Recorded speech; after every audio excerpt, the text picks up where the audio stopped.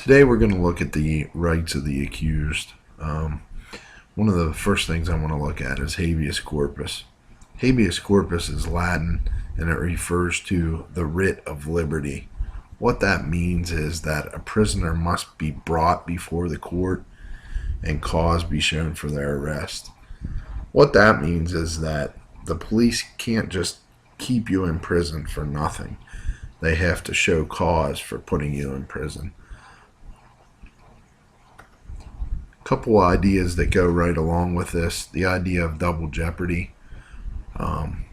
Double jeopardy means that once a person's been tried for a crime, there's no way that he or she can be retried for the same crime. It's part of the Fifth Amendment. With double jeopardy, you can be arrested for the same crime again.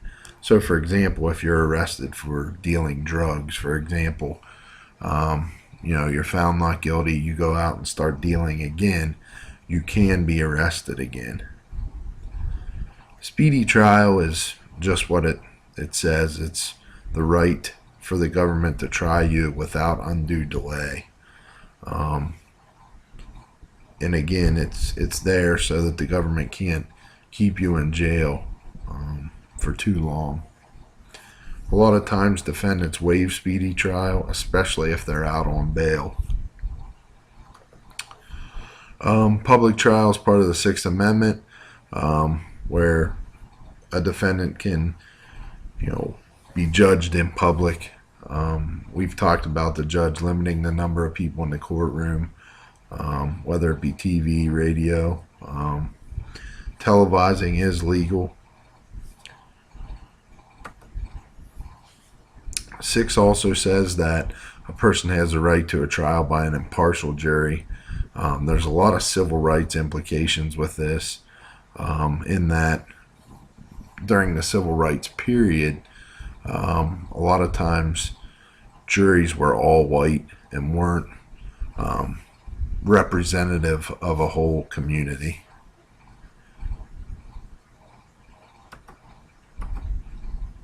Couple other Sixth Amendment issues. A defendant must be informed of the nature of the accusation against them, so they have to be informed of the crime. A defendant always has the right to confront witnesses against them. Someone can't testify against someone without being cross-examined. A defendant always has the right to subpoena witnesses. In other words, they can call people and make them come testify in a case. And probably the biggest, all defendants have the assistance of counsel for their defense. Gideon versus Wainwright was a huge case in this area. It said that the state must provide an attorney when a defendant can't afford one, no matter how simple the charges are. It doesn't matter if it's a felony, a misdemeanor, a parking ticket. Everyone has the right to an attorney. Pointer, Washington, and Escobedo are all cases, again, that deal with counsel.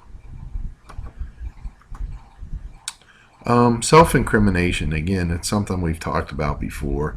The idea of claiming the fifth.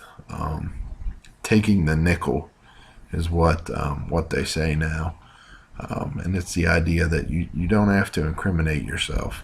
You always have the right to remain silent. And Malloy is an important case, saying that the burden of proof in a case, a criminal case, is always on the prosecution or the state.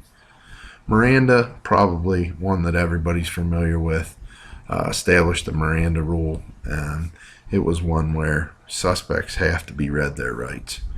And there's been a lot of case law since then that kind of polished this decision, but this is one of the biggest decisions, especially for law enforcement in our country.